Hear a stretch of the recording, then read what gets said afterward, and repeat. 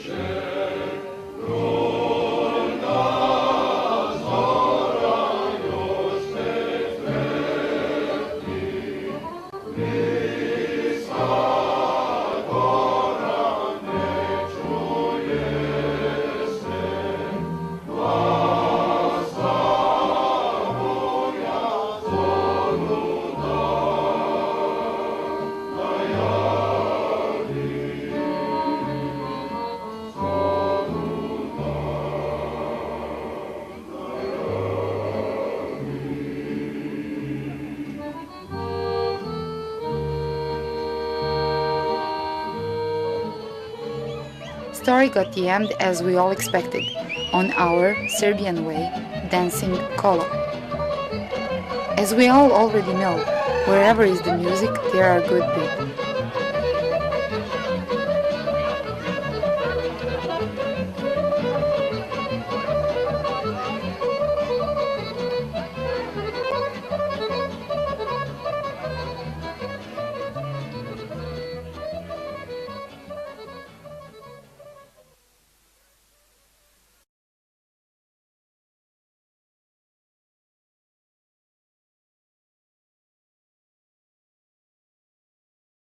We arrived at one of the most important destinations of our trip, Žiča Monastery. It was not a challenge, but more of an honor, more like an attempt to send a message to the Lord and all the holy saints by singing spiritual songs under the 8 centuries-old church roof. Historic monastery Žiča was built between 1208 and 1221, in order to be the center of the archbishopric of the newly autonomous Serbian Orthodox Church. Žiča was named to be the church for coronation of kings, who were traditionally elected in Peć in Kosovo. King Stefan, the first crowned, was the first Serbian king crowned in Žiča monastery, who built this monastery along with his brother Saint Sava. The exterior red walls of the church are symbolic for the color of the royal family. Žiča Monastery is the place where, for the first time in Serbian history, the church and the royal authority were united. In 8 centuries of existence, it shared the destiny with our Serbian people. It suffered fire and destruction several times, most recently during the Second World War, when Germans bombed it and then sent Vladika Nikolaj Velimirović in prisoner of war camp in Dachau. By the words of the abbot, Žiča Monastery was Europe before Europe, and it became a sanctuary of well-known people. Jelena Anžujska, King Uroš I's wife, spent her last days in this monastery. She opened the first professional schools for women in this area, and this was something that was far above many other European countries. From the medieval period there are preserved only parts of frescoes. The most famous frescoes of the crucifixion and raising of the Most Holy Mother of God above the western part of the church were copied in all world encyclopedias and books of art.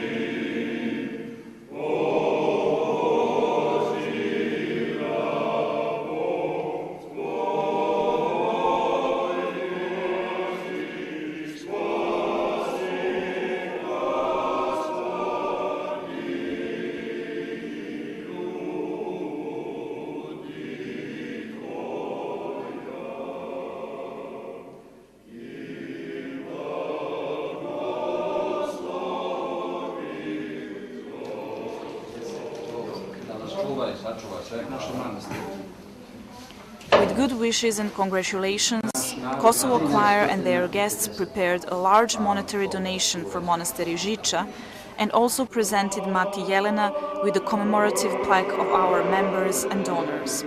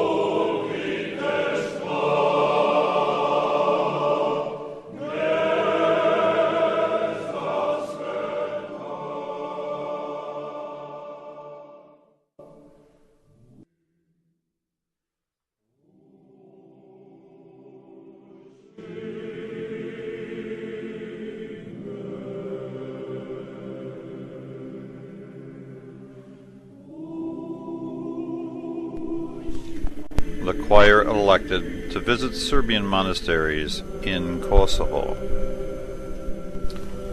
When we crossed the Kosovo-Mitrovica bridge, we soon realized we were in the Albanian-controlled province of Kosovo. Initially, we journeyed to the Visok Dečani Monastery, which is situated in the western part of Kosovo. The monastery was established in a chestnut grove by King Stefan Dečani in 1327 and was dedicated to the Ascension of the Lord. Its original founding charters dated to 1330. However, the next year the king died and was buried at the monastery, which henceforth became his popular shrine. The monastery is settled in a picturesque valley surrounded by the mountains and forest. It is the largest and best preserved medieval monastery in all of Serbia today. A young brotherhood of 30 brethren live in this monastery, continuing the century-old traditions of wood carving, icon painting, book publishing, and their missionary work. This brotherhood lives as an isolated Serbian Orthodox island among a hostile Albanian Muslim population. This holy site survives only thanks to the protection of the Italian forces, which have militarily blocked every access to this monastery.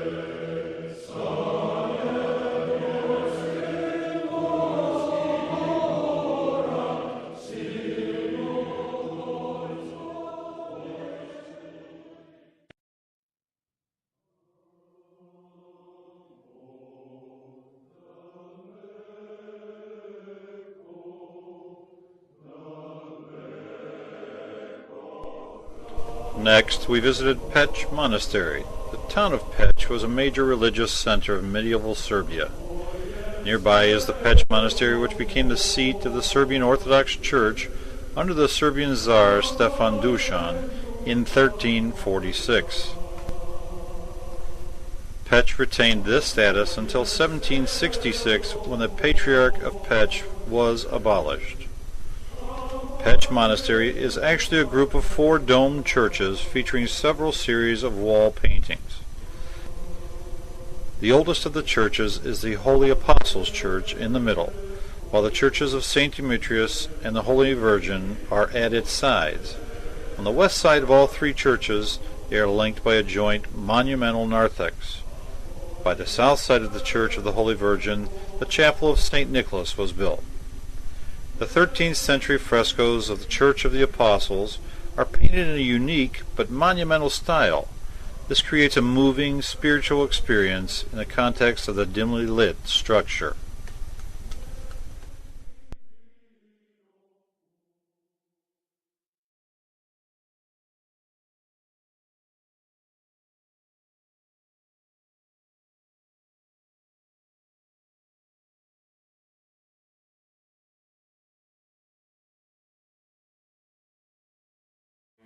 Dakle, što je Jerusalim za Jevreje, što ja ponavljam često, to je Kosovo za pravoslavni narod. To je Kosovo pre svega za Srbe. I ja zato idući na Kosovo nisam išao sa svojim prijateljima i sa vernicima, nisam išao na neko turističko putovanje, nego u hodočašće, na hodočašće.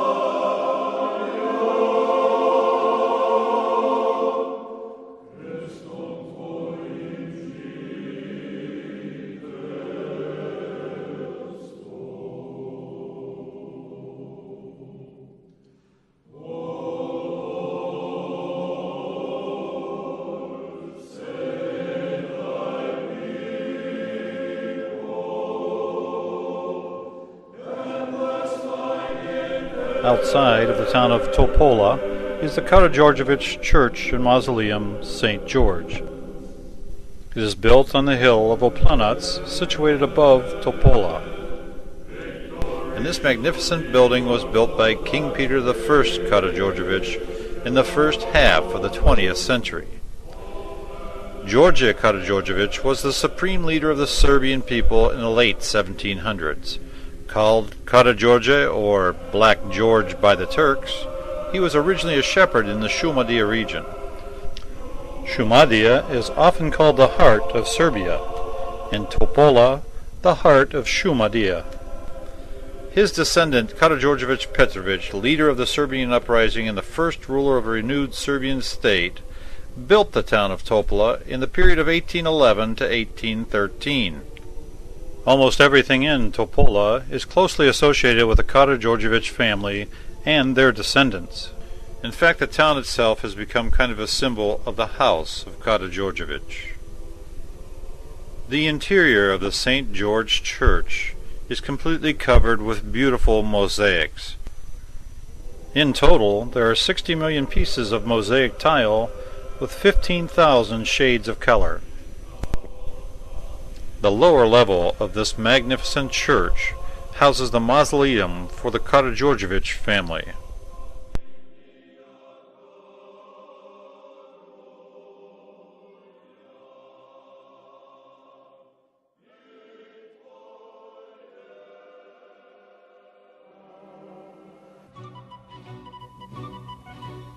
Importance and tourist potential of the area was recognized and by the hoteliers from Aranđelovac, so they dedicated a well-known restaurant to Crown Prince Aleksandar Karađorđević.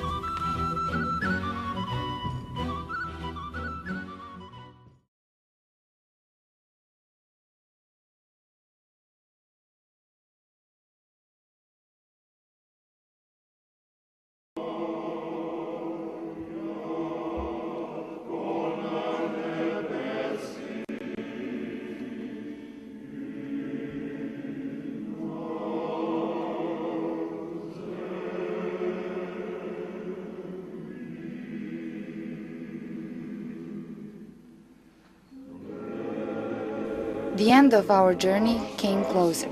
Days become shorter. Although we haven't spoke a lot about Belgrade, city that will stay for a long time in choir members' memories, its citizens welcomed the guests from the United States in their best affection with the original sounds of their homeland. While Bishop Atanasius served the liturgy, choir was singing in one of the most representative church in Belgrade, Saborna Church. Prayers of Matica and people from diaspora united under the barrack arch. It was a kind of a concert and first session of the choir in this holy place.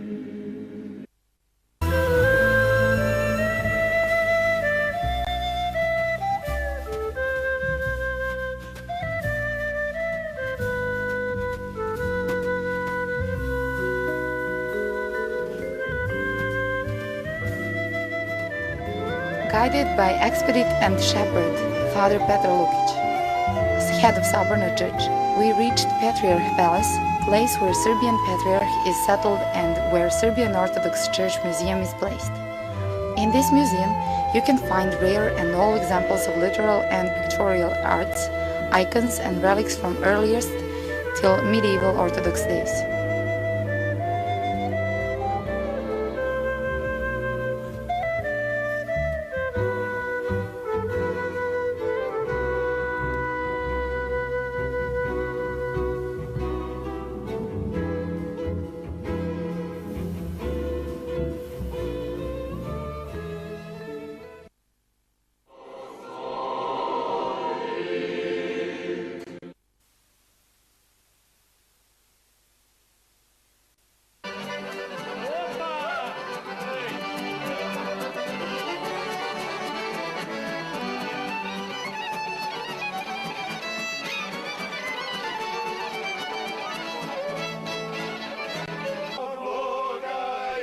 It was a unique opportunity for rehearsal before coming performance in Ethnographic Museum, where joint choirs sang few compositions.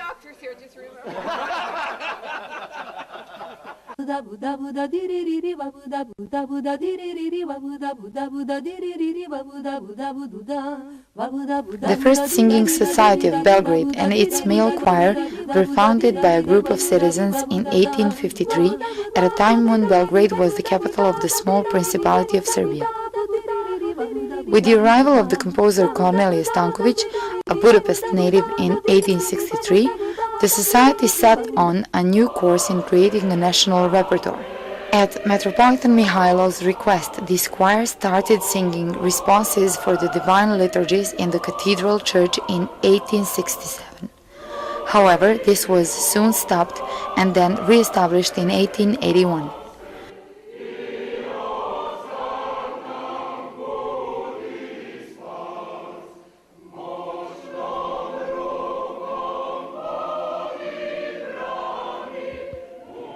The talented lines of directors of First Belgrade Choral Society continued with Josif Marinković, Stevan Hristić, Kosta Manojlović, along with many others who were also distinguished composers of both Serbian liturgical and secular choral music.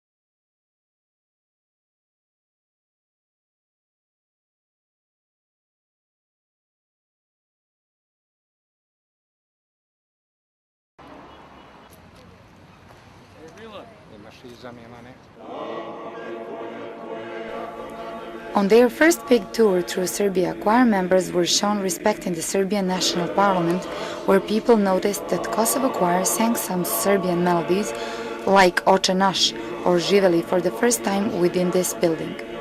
This was sort of christening of the Parliament building. Our hosts were Božidar Delić, Vice President of the National Assembly, and Branislav Đokić, Member of Parliament. There are a lot of Serbs who would like to be Member of Parliament and to sit where choir members had the opportunity to sit, so they could take a part in important decision-making process or change latest Serbian history course.